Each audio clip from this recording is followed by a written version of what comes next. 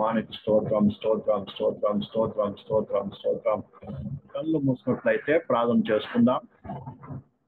స్తోత్రం తండ్రి, మహోన్నతుడా, మహాపరిశుద్ధుడా, జీవముల తండ్రి, ఈ రాత్రికాల సమయంలో ప్రభు ఈ యవనస్తుల కూడికలోనికి ప్రభు మందరిని కూడా మీరు నడిపించినందుకే నీకు స్తోత్రాలు చెల్లిస్తున్నాం నాయన. కూడొచ్చినటువంటి ప్రతి ఒక్కరిని కూడా నీ అసలు సమర్పిస్తున్నాం నాయన. ఈ యొక్క రాత్రికాల సమయంలో ప్రభు ఏదైతే పరిశుద్ధాత్మగా మీరు బోధించాలని ఉద్దేశిస్తున్నారో మీరు మాకు బోధించండి. ప్రతి ఒక్కరి యొక్క హృదయాలు ఎరిగిన దేవుడు తండ్రి, కాబట్టి ప్రతి ఒక్కరితో మీరు మాట్లాడి ప్రతి ఒక్కరిని బలపరిచి అయ్యా నీళ్ళు ఎదుగునట్లు నీ యొక్క రాజ్యం మేము సిద్ధపడినట్లుగా యవన కాలం నీ కాడిని మోయటకు నీ నామ మహిమకరంగా జీవించటకు నీ సంకల్ప ప్రకారం నడిపించబట్టకై ఒక్కొక్కరి కృపగా ఇచ్చేయమని సహాయం ఇచ్చేయమని అల్ప నన్ను మరుగుపరిచి నీ వాక్యం ప్రత్యక్షపరచమని యేసునామములో ప్రార్థిస్తున్నాం తండ్రి, ఆమేన్. దేవుని పరిశుద్ధ నామమునకు మహిమ కలుగునగాక. ప్రియమైన బిడ్డలారా, ప్రభు ప్రేమించి మరి రాత్రికాల సమయంలో మరి సమకూర్చినందుకు దేవునికి ఎంతగానో వందనాలు చెల్లిస్తుంటున్నాను.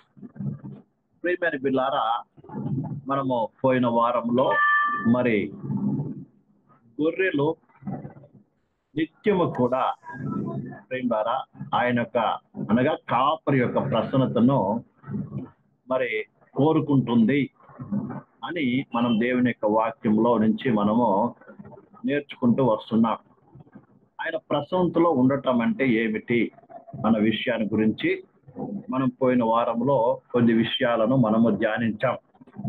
మరి ఈ దినమున మరొక విషయాన్ని మనం ధ్యానించబోతున్నాం. ఆయన సన్నిధిలో ఉండడం అంటే ఏమిటి, మరి ఎప్పుడు మనం ఆయన సన్నిధిలో మనం ఉంటామో, దేవుడు ఆయన సన్నిధిలో ఉన్నటువంటి మనము ఏ రీతిగా జీవించాలి అన్న విషయాన్ని గురించి మనము నేర్చుకోబోతున్నాం. ఈ యొక్క రాత్రికాల సమయం నేర్చుకోబోతున్నాము. ప్రియమైన పిల్లారా, మరి ద్వితీయోపదేశ కాండములో 18వ అధ్యాయం 7వ వచనం చదువుదాం. ద్వితీయోపదేశ కాండములో 18వ అధ్యాయం 7వ వచనము. అక్కడ యెహోవా సన్నిధిని నిలుచు లేవీయులైన గోత్రపు వారు చేయునట్లు అతడు తన దేవుడైన యెహోవా నామమున సేవ చేయవలెను. చాలండి. ఇక్కడ కూడా ప్రియమైన బిడ్డలారా ఒక విషయం చెప్పబడుతుంది. 18:7లో 18వ అధ్యాయము 7వ వచనంలో అక్కడ యెహోవా సన్నిధి నిలుచు లేవీయులైన తన గోత్ర వారు చేయినట్లు అతడు తన దేవుడు యెహోవా నామమున సేవ చేయవలెను. ఆ ప్రతి గుడారము ఇజ్రాయేల్ ప్రజల మధ్యలో ఉన్నది. దాని చుట్టూ గుడారాలు వేసుకున్నారు కదా. 12 గోత్రాలు 12 ఏం చేశారు, ఒక్కొక్క సైడ్ ముగ్గురు. అయితే ప్రతి గుడారానికి ఈ ఇతర గోత్రాల ప్రజల గుడారానికి మధ్యలో లేవీలు ఉన్నారండి. తెలుసా? మొదలెవరు? లేవీలు. ఒకవైపు ఒక అర్ధగోత్రపు వెనుకొక ప్రియులారా ఎవరో లేవీలు, ఇటువైపు ఒక లేవీలు, ముందరమేమో ప్రియులారా మోషే అహరోన్లో వాళ్ళ కుటుంబాల యొక్క ప్రియమైన బిడారా మరి గుడారాలు. ఎందుకు తెలుసా? ఎవరు కూడా ఏంటంటే కాపాడే వాళ్ళు వీరే కాపాడేవి. అదే కాకుండా అక్కడ ఉంటే నిత్యము కూడా ఆ యొక్క పరిచర్య చేస్తూ ఆ మేఘాన్ని చూస్తూ ఉండేటువంటి వారు. ఎందుకంటే ఆ ప్రత్యేక గుడారం మీదకి వెళ్ళి ఆ మేఘం ఎప్పుడైతే పైకి లేస్తుందో, వింటున్నారండి, ఆ మేఘం ఎప్పుడైతే పైకి లేస్తుందో వెంటనే లేవీల పని ఏంటంటే ఎవరి పని వాళ్ళది వెంటనే పోయి ఏం చేయాలి? ఆ మందిరాన్ని విప్పాలి, మూట కట్టాలి. అర్థమైందా? ప్రియపత్తని ఏం చేయాలి? మళ్ళీ బండ్ల మీద మోయవలసిన వారు బండ్ల మీద వేసుకొని మోస్తారు, భుజం మీద మోసుకోవాల్సిన వారు భుజం మీద మోస్తారు. అర్థమైందా? అది వారు చేయవలసిన పని. ప్రియమైన పిల్లలు అలా కావాలా. కానీ ఈదలు లేదు. మనం ఏం చేయాలంటే మందిరం యొక్క పరిశుద్ధతను కాపాడాలి. అంటే నీ ఆలయమైనటువంటి శరీరాన్ని, దేహాన్ని ఏం చేయాలి? నువ్వు నిత్యము పవిత్రంగా ఉండేటట్టు చూసుకోవాలి.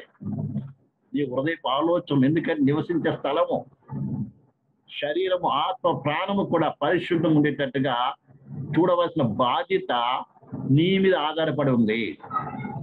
ఎవరి మందిరాన్ని వారు కాపాడుకోవాలి, పరిశుద్ధ కాపాడుకోవాల్సిన బాధ్యత ఉంది. అందుకే అంటున్నాడు ప్రియులారా, మనం చదివినట్లయితే చూడండి, కొరింథీయులకు రాసినటువంటి మొదటి పత్రిక 3వ అధ్యాయము 17వ వచనము, 16, 17 చదవండి. మీరు దేవుని ఆలయమై ఉన్నారని, మీరు దేవుని ఆలయమై ఉన్నారనియో, దేవుని ఆత్మ మీలో నివసించుచున్నాడనియో మీరు ఎరుగరా? నివసించుచున్నావనియో మీరు ఎరుగరా? ఎరుగరా? ఎప్పుడైనా దేవుని ఆలయమును పాడు చేసిన ఎడల దేవుడు వానిని పాడు చేయును.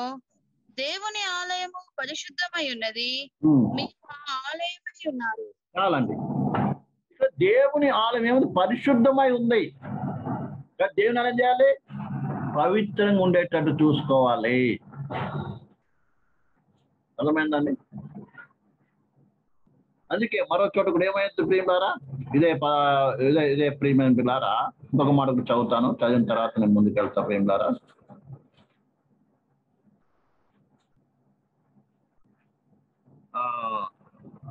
ఆరవ అధ్యాయము, ఇదే మొదటి కొరింథీయులకు రాసిన పత్రిక 6వ అధ్యాయము 20వ వచనము. విలువ పెట్టి కొనబడిన వారు గనుక ఈ దేహముతోనూ ఆత్మతోనూ దేవుని మహిమపరచుడి. మీరెవరు? విలువ పెట్టి కొనబడిన వారు. విలువ పెట్టి రక్తం ఇచ్చి కొనుగోడు కాబట్టి మీ దేహముతోనూ ఆత్మతో ఏం చేయాలంట? మహిమపరచండి. ఇప్పుడు పాత నిబంధన కాలంలో లేవీలు నిత్యం మందిరం ఎలా ఉన్నారు? పరిశుద్ధంగా ఉండాలి, పరిశుద్ధను కాపాడేవారు. వేరే వాళ్ళు ముట్టనిచ్చేవారు కాదు ఆ మందిరాన్ని. అది ముడితే చచ్చిపోతారండి. కాబట్టి వారు మందిరం అనేది కాపాడుతూ ఉండేటువంటి వారు. ఇప్పేది వాళ్ళే, తర్వాత వేసేది వాళ్ళే, మోసేది వాళ్ళే. అంటే ఆ మందిరం పట్ల పరిపూర్ణ బాధ్యత వహిస్తున్నారు. అలాగనే విశ్వాసమైన వారు, లేకుంటే ఈ వాక్యం వింటున్న మీరు ప్రియమైన బిడ్డలారా, మీ దేహాలను పవిత్రంగా కాపాడుకోవాల్సిన బాధ్యత ఉన్నది. ఇది లేవీలకు ఉన్నటువంటి గొప్ప మొట్టమొదటి పని ప్రియులారా. వేరే వాళ్ళు దాన్ని ఏం చేయకూడదు, దేవుని ఆజ్ఞ. అంతే దాని అర్థము. వేరే వాళ్ళకి నీ మీద ఏ విషయం అధికారమో లేదు. పాపానికి అది అనుమతి ఇవ్వకూడదు ప్రియులారా. అలాగే ఇతరులకు ఎలాంటి ప్రియులారా నీ యొక్క శరీర ఆత్మ ప్రాణం మీద ఏం చేయకూడదు, అధికారం ఇవ్వకూడదు. నీ మందిర విషయంలో నువ్వేం చేయాలి? దీనికి మించినది ప్రియులారా వేరే పని నీకు ముఖ్యమైనది లేదు. అర్థమైందండి? ఒకవేళ నువ్వు కొంచెమైనా అశ్రద్ధ వహించి ఈ భూ సంబంధమైన కోరికలకు, శరీర సంబంధమైన కోరికలకు, లేక ఇతర సంబంధమైనటువంటి కార్యాలకు నువ్వు లోకసమైన వాటికి చోటిచ్చావా, నీ మీదకి ఏమొస్తుంది తెలుసా? లేక నీ ఇష్టానికి ఒకవేళ నువ్వు ప్రియులారా నీ ఇష్టము నీ నెరవేర్చుకోవాలని ఒకవేళ ఆలోచించినట్లయితే నిత్యముగా దేవుని శిక్ష అనేది ఏమవుతుంది? నీ మీదకి వస్తుంది. ఉదాహరణకి ప్రియులారా మొదటి సమూయేలు గ్రంథము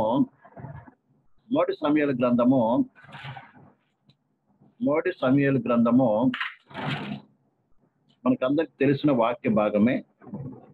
ప్రియమైన బిడ్డలారా 2వ అధ్యాయం 12వ వచనం చదవండి. ఏలీ కుమారులు యెహోవాను ఎరుగని వారై దుర్మార్గులై ఉండిరి.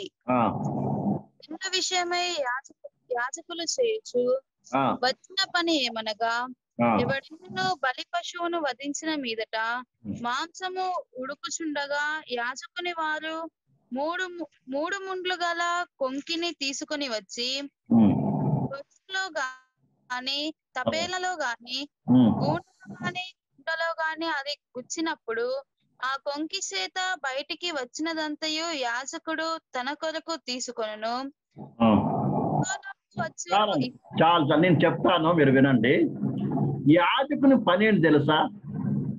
ఎవరైతే మందిరానికి వస్తారో, బలులు తీసుకుని వస్తారో, ఆ బలి పశువు మాంసమును ఏం చేయాలి? వాళ్ళు అక్కడ బలిపీఠం పెట్టి కాల్చాలి.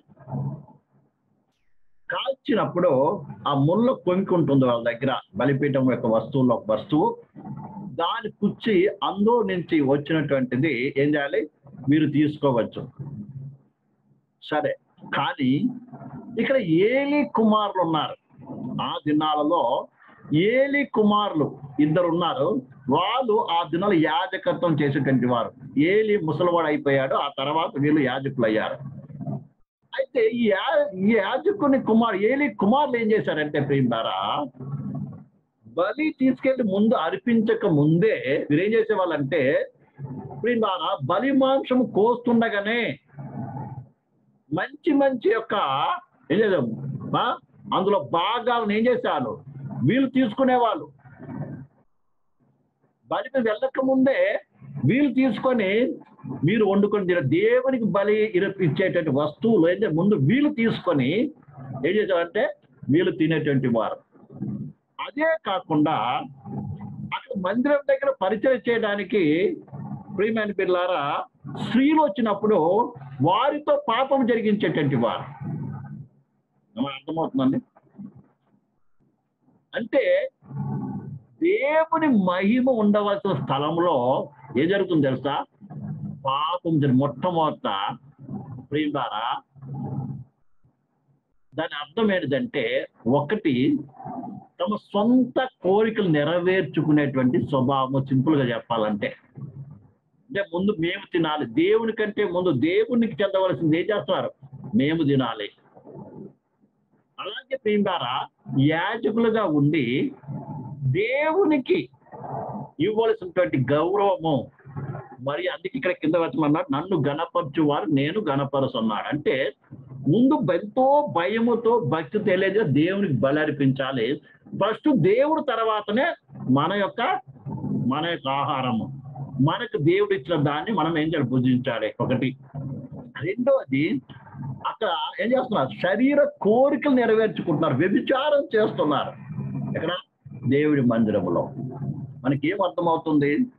ఫస్ట్ ఆఫ్ ఆల్ దేవునికి ఇవ్వాల్సిన స్థానాన్ని వారు దేవునికి ఇవ్వలేదు. రెండోది, ప్రియులారా, తమ శరీర కోరికలు నెరవేర్చుకోవడానికి ఏం చేస్తున్నారు? ప్రయాసపడుతున్నారు. అర్థమైందా? కాబట్టి ఏలీ కాలంలో ఏమైంది? దేవుని మహిమను వెళ్ళిపోయింది.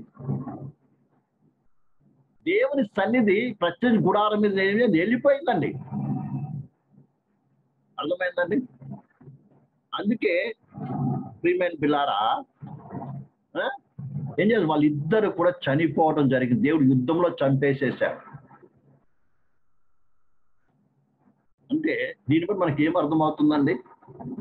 యాజకులుగా ఉన్నటువంటి మనము ప్రియమైన పిల్లారా, అర్థమైందా? దేవుని ఆలయము ఉన్న మనము ఆ ఆలయానికి మనమే యాజకులమై ఉన్నాము. అర్థమైందా? మీ ఆలయానికి. అర్థమైందా? ఎందుకంటే కొత్త నిబంధన ప్రకారము ప్రతి విశ్వాసిలో కూడా దేవుడు నివసిస్తున్నాడు. వాళ్ళు దేవుని ఆలయమై ఉన్నారు. దేవుని ప్రసన్నత వారిలో ఉన్నది. దేవుని సన్నిధిగా ఉన్నారు. అలాంటప్పుడు ప్రతి విశ్వాసి కూడా ఏం చేయాలి తెలుసా? ప్రియులారా, యవనస్తులు ప్రతి ఒక్కరు ఏం చేయాలి తెలుసా? వీళ్ళు కూడా యవనస్తులే. ప్రియులారా, మన కోరికలు నెరవేర్చుకోవడానికి ప్రయాస పడకూడదు.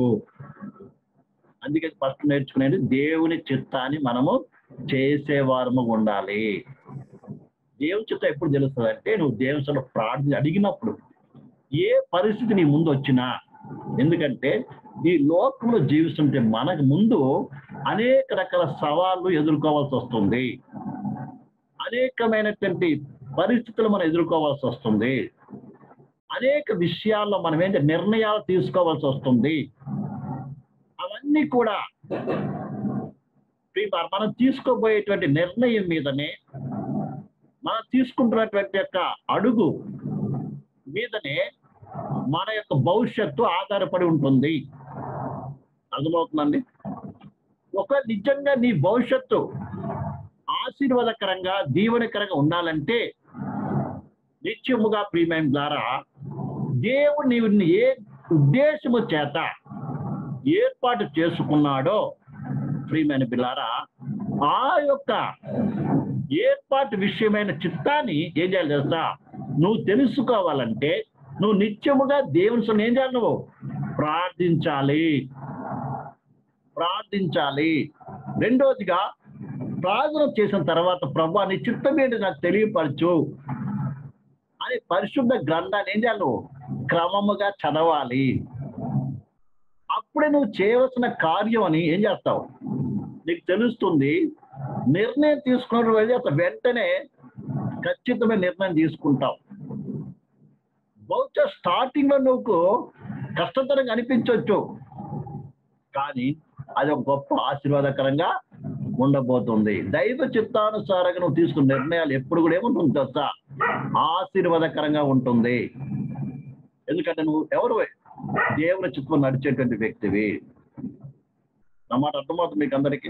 ప్రియులారా, మీకు ఏదైనా అర్థం కాకపోతే మీరు అడగొచ్చు, భయమే పడవలసిన పని లేదు. అర్థమైందండి? కన్ఫ్యూజన్ మాత్రం కాకండి, కన్ఫ్యూజన్ ఉండకండి. ఏ విషయమైనా సరే వాక్యం విషయంలో ఏదైనా నేను బోధిస్తున్నానో ఆ విషయం ఏ విషయమైనా మీకు ఏదైనా డౌట్స్ ఉన్నప్పుడు ఏం చేయండి? కంపల్సరీగా అడగటానికి మీకు హక్కు ఉంది. ఈ విషయంలో ఏ మాత్రం కూడా ఏం చేయొద్దు, మీరు వరి కావద్దు, భయపడద్దు. కాబట్టి ప్రియమారా, సరి అయితే ఏం చేసుకోగలవు నువ్వు? నిర్ణయం లేకపోతే ప్రియమైన పిల్లారా, నిర్ణయం తీసుకోవడమే కాకుండా వాళ్ళని చూసి వీళ్ళని చూసి లోకాన్ని చూసి ఏం చేస్తావు నువ్వు? ప్రియమారా, నువ్వు రాంగ్ స్టెప్ తీసుకున్నట్లయితే భవిష్యత్ లోకంలో నువ్వు గొప్పవాడిగా గొప్పదానికి కనబడవచ్చు, అన్ని ఉండొచ్చు నీకు, కానీ అసలు దేవుని యొక్క సన్నిధి నీకు ఉండదు, దేవుని యొక్క ఆశీర్వాదం నీకు ఉండదు, దేవుని ప్రశంస ఉండదు, దేవుని యొక్క సమాధానం నీకు ఉండదు. నీ కాపరి నీకేమవడు? కాపరి నీకేమవుతావు? నీకు దూరము అయిపోవాల్సి వస్తుంది. కాబట్టి ప్రియ సహోదరి సహోదరులారా, బాగా అర్థం చేసుకోవాలి ఈ యొక్క విషయాన్ని. కాబట్టి ఇక్కడ రెండు విషయాలు. ఏలి కుమారులు ఏం చేశారు? తమ సొంత ఇచ్చిన దేవుని కంటే దేవునికి ఇవ్వాల్సిన స్థానాన్ని ఏం చేశారు కదా వారు తీసుకున్నారు. నంబర్ రెండోది ఏంటంటే వాళ్ళ శరీర కోరికలు నెరవేర్చుకోవడానికి ప్రయత్నం చేశారు. తర్వాత వాళ్ళ పరిస్థితి ఏమైందో మనకు బాగా తెలుసు. వాళ్ళు ఇరువురు కూడా ఉట్టి కూడా వెళ్ళలేదండి, మందసాన్ని మోసుకుంటూ వెళ్ళారు. ఎక్కడికి? యుద్ధానికి. అసలు మందసం ఉందంటే ఏం కావాలి? జయము కలగాలి. కానీ మందసం మోసుకుని వెళ్ళి వారే చంపబడ్డారు. ఎంత భయంకరమైన పరిస్థితి. కాబట్టి పర్సనల్ లైఫ్ లో వ్యక్తిగత పరిశుద్ధత, వ్యక్తిగతమైన ఆత్మీయ నడిపింపు, వ్యక్తిగతముగా దేవునితో నీకు సంబంధము ప్రసన్నత అనిపించేటువంటి ఇది లేకపోతే, ప్రియులారా, నేను దేవుని బిడ్డనండి, నేను పశువులకు పొందుకున్నానండి, అన్య భాషలో మాట్లాడుతున్నానండి, నేను ప్రాణానికి వెళ్తున్నానండి అన్నంత మాత్రాన్ని నువ్వేం చేయవు, నీకు కాపుదల ఉండదు. ఎందుకంటే నువ్వు ఫస్ట్ స్థానం ఎవరికి ఇస్తున్నావు? అర్థమైందా? నీ మందిరాన్ని, నీ శరీరం అనే మందిరాన్ని, నీ దేహం అనే మందిరాన్ని నువ్వేం చేస్తున్నావు? పరిశుద్ధంగా ఉంచుకుంటున్నావా లేదా? ఒకటి. రెండోది ప్రియులారా, దేవుని చిత్త ప్రకారం నడిపించబడుతున్నావా లేదా అనేటువంటిదే ముఖ్యమైనది. కర్తాడు దేవుడు. చూడండి, ఇదే 2వ అధ్యాయంలో ఒక మాట మనకు అందరికి తెలిసిన వాక్యం ప్రియులారా. చూడండి, 30వ వచనంలో చివరి భాగంలో చదువుదాం ప్రియులారా. దేవుడైన యెహోవా సెలవిచ్చుచున్నాడు, కావున యెహోవా వాక్కు ఏదనగా, నన్ను గణపరచువాని నేను గణపరచుదు, నన్ను తునీకరించువాని నేను తునీకారం పొందుదురు. ఇక్కడ ఏలీ కుమారుడు గురించి చెప్తున్నాడు. మరి ఏం చేస్తారంటే దేవుని కనపరచలేదు, దేవుని కంటే గొప్పగా వాళ్ళు కనపరచుకోవడానికి చూశారు. అర్థమైందా? ఇద్దరము విశ్వాసులు అనబడినటువంటి వారు, యవనస్తులైన వారు ఎక్కువగా ప్రియులారా ఏదో రకంగా తాము చూపించుకోవాలి. దేవుని కంటే ఎక్కువగా ఏం చేయాలి? వాళ్ళు కనబడాలి, వాళ్ళకి మెప్పు రావాలి, వారికి ఏం చేయాలి? గౌరవం రావాలి, వారికి ఏం చేయాలి? ఇది కావాలి. అందుకే ఎవరైనా చిన్న గద్దించినా సరే, చిన్నగా ఏమన్నా కోపడినా సరే, అర్థమైందా? ఎక్కడైనా వారికి తగ్గింపు అన్నది ఒకవేళ వారి ఒక మర్యాద అనేది తగ్గినట్టు వాళ్ళకి అనిపిస్తే ఏమవుతుంది? వెంటనే బాగా కోపము, వేదన వచ్చేస్తుంటుంది. సరికాదు. దేవుని నామము మహిమపరచబడాలి, దేవుడు గొప్ప చేయబడాలి. రెండోది ప్రియులారా, మన శరీర కోరికలు ఏం చేయాలి? నెరవేర్చే ప్రయాస పడకూడదు. అది ఏ విషయమైనా సరే కానీ ఉండకూడదు.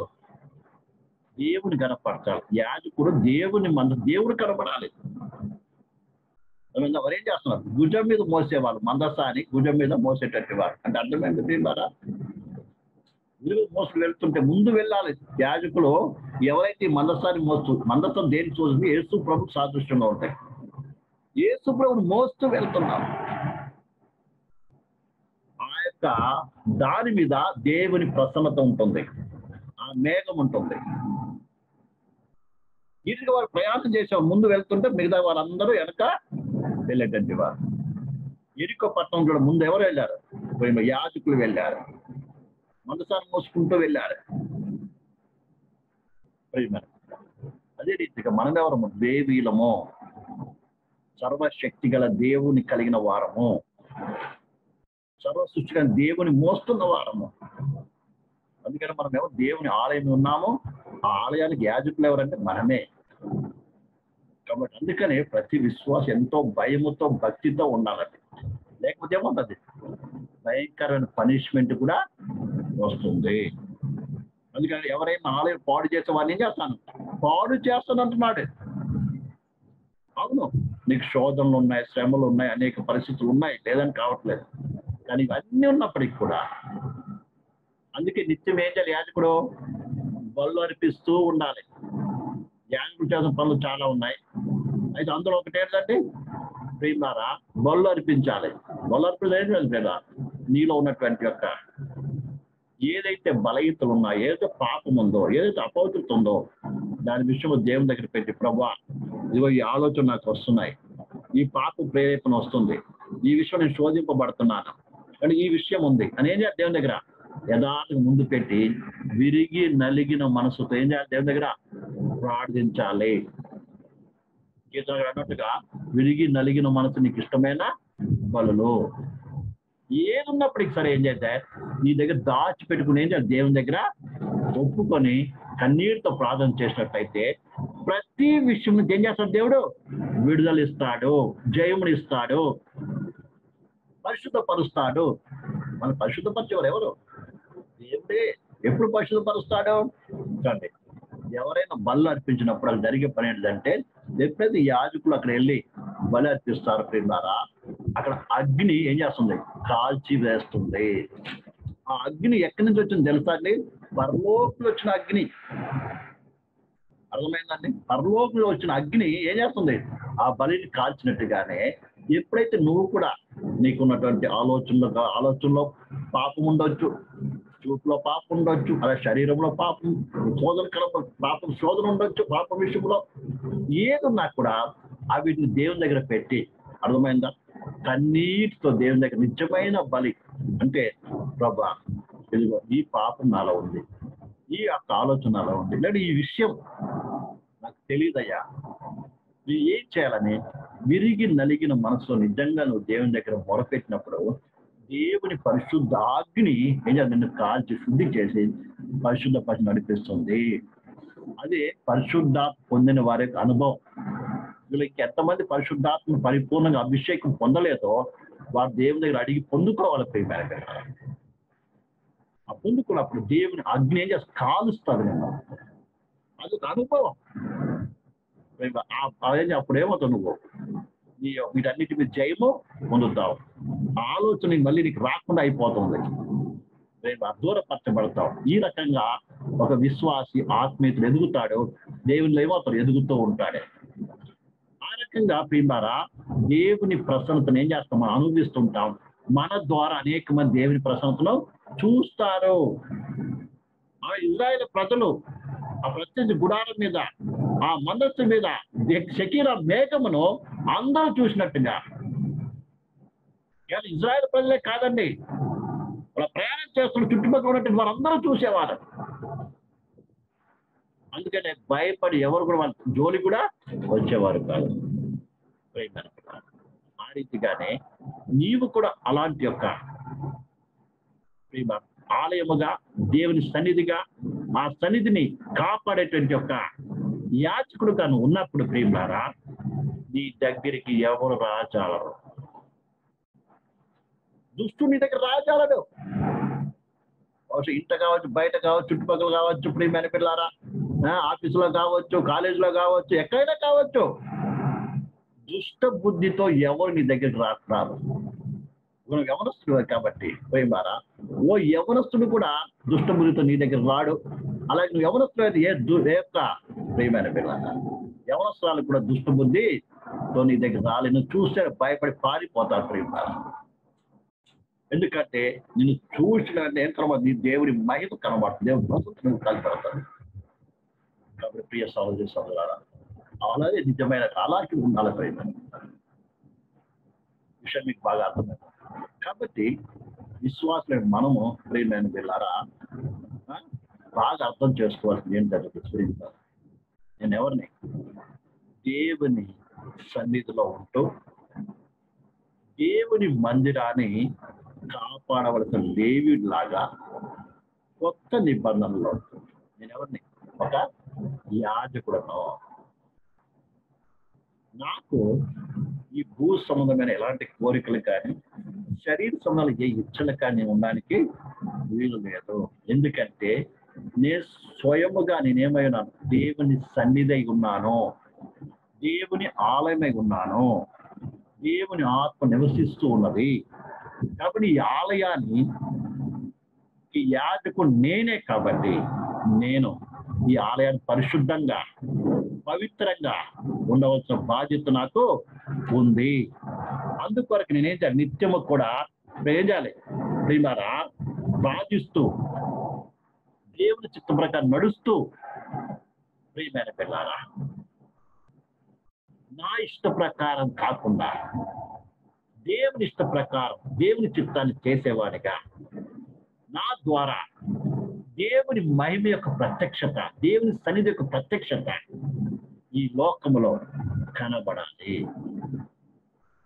ఆనాడు లేవీయులు ప్రయాణములో మందసాన్ని మోస్తూ వెళ్ళినట్టుగా ఈ దినంలో క్రీస్తును మోస్తూ వెళ్ళేటువంటి సజీవమైనటువంటి యొక్క ఆలయమై ఉన్నాము. అందుకే జీవము గల దేవుని ఆలయమై ఉన్నాము.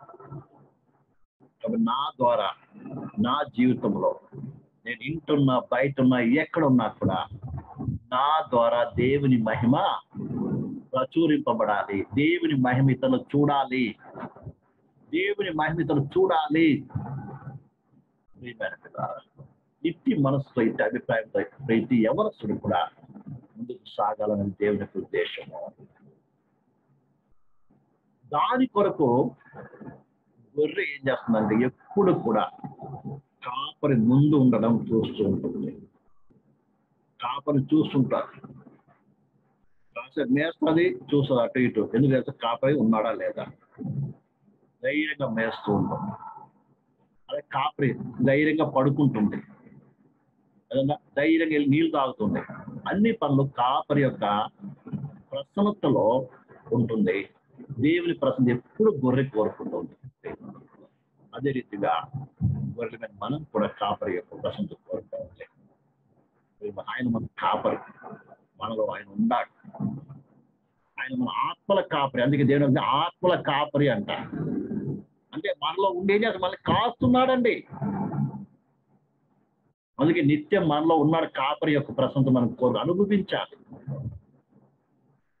కొంతమంది దేవుడు మనలో ఉన్నాడు, నేను దేవుని బిడ్డలు అన్నట్టు సంగతే తెలియదండి. అందుకే ఎటు పోతే అటే వెళ్ళిపోతారు. అంటే దాని అర్థము అట్లా ఏదంటే చేస్తూనే ఉంటారండి. అర్థమైందా? అయ్యో నేను దేవుని బిడ్డను, దేవుడు నాలో ఉన్నాడు, ఇది మాట్లాడకూడదు, ఇది చూడకూడదు, ఈ స్థలంలో ఉండకూడదు, ఇది పనికిరాదు, నాకు ఇది పనికిరాదు, ఇది చేయకూడదు అనేటువంటిది వాళ్ళలో ఉండదు. దాని అర్థం ఏంటంటే వారు దేవుని ప్రసన్న ఏం చేయట్లేదు అనేది చెప్పలేదు. బహుశా వెళ్ళిపోయాడేమో కూడా తెలియదు. ఎంత మంది ఏలి కుమారులు ఎప్పుడైతే పాపం చేశారో అని చెప్పింది వారు ఏమైపోయాడు, మందులు వెళ్ళిపోయాడు. ఆ మందసమే తీసుకొని వెళ్ళిపోబడింది. ఎంత భయంకరమైనది. అలా కాకుండా మనం ఏం చేయాలి? దేవుని ప్రసన్నతను కోరుకోవాలి. ప్రతి యవనస్తుడు యవనరాలు కూడా దేవుని ప్రసన్న ఏం చేయాలి? కోరుకోవాలి. గురి దేవుని ప్రసన్న కోరుకుంటుంది. మనమే దేవుని సన్నిధి ఉన్నాము. మర్చిపోకుండా మనం ప్రభు మనకు తోడుగుండి నడిపించుకుందాం. అందరూ కూడా మోకరించి కళ్ళ వస్తున్నాం. మోకరిద్దాం, కళ్ళ వస్తున్నాం. దేవుని వాక్యం విన్న ప్రియ సహోదరి సహోదర, ఈ రాత్రి కాల సమయంలో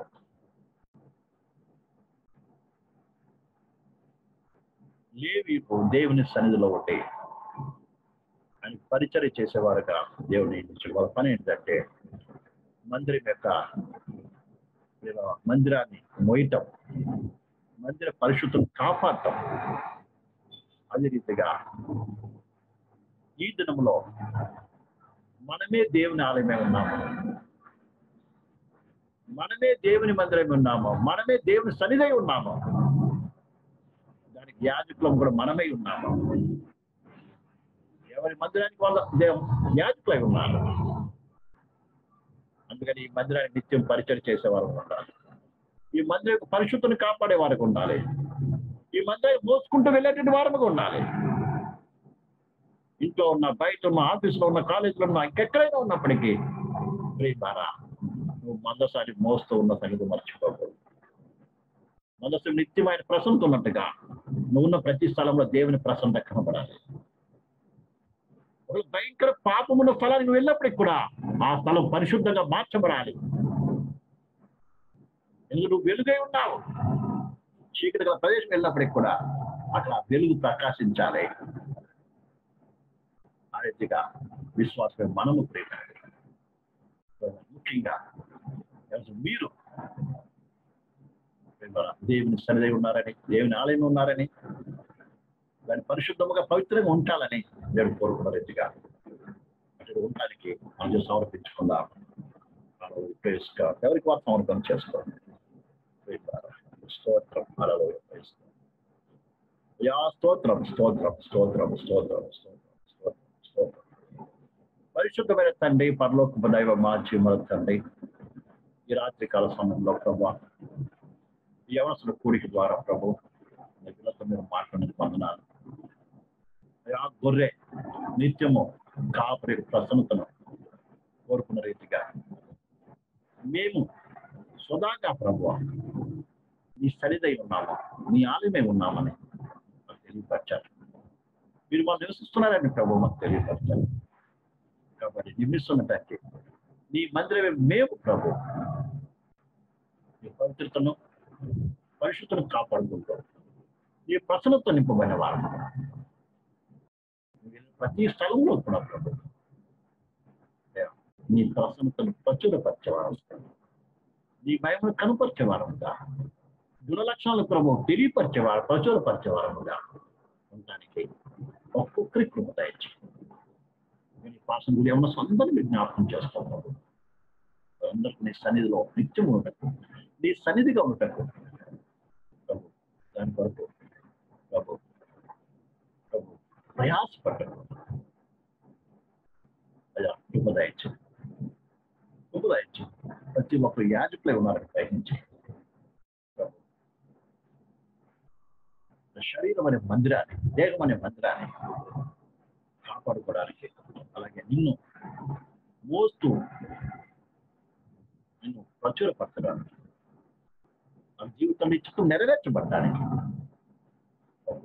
ఇచ్చేమని ఏ ఉద్దేశ సంకల్పం చేత ప్రభు మీరు ఏర్పాటు చేస్తున్నారు, ఏ ఉద్దేశంగా ఈ వాక్యాన్ని వీళ్ళకి ప్రచురపరిచారు ప్రభు.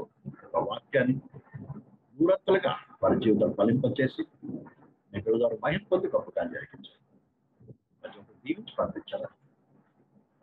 చేసిన పిల్లలకు, చదువుకుంటున్న పిల్లలకు అందరికీ కూడా ప్రభుత్వాన్ని పెడుతుంది. వారి ముందున్న ప్రతి సవాళ్ళకు గొప్ప జయము దయచేసి గొప్ప చేసుకొని నడిపించాలి. ప్రతి ఒక్క నియాసం సమర్పిస్తుంది. ఏ సమయం ప్రాసం తండ్రి. ఆమేన్. మన తండ్రి అయిన దేవుని ప్రేమయు, కుమారుడైన యేసుక్రీస్తు కృపయు, పరిశుద్ధాత్మిక అన్యోన్య సహవాసం ఇప్పుడు వచ్చిన మనందరికీ ఒక సకల పరిశుద్ధులకు కూడా పరిశ్రమతోడే నడిపించుగాక. ఆమేన్. అందరికి కూడా యేసుక్రీస్తు నామములో వందనాలు. Praise the lord.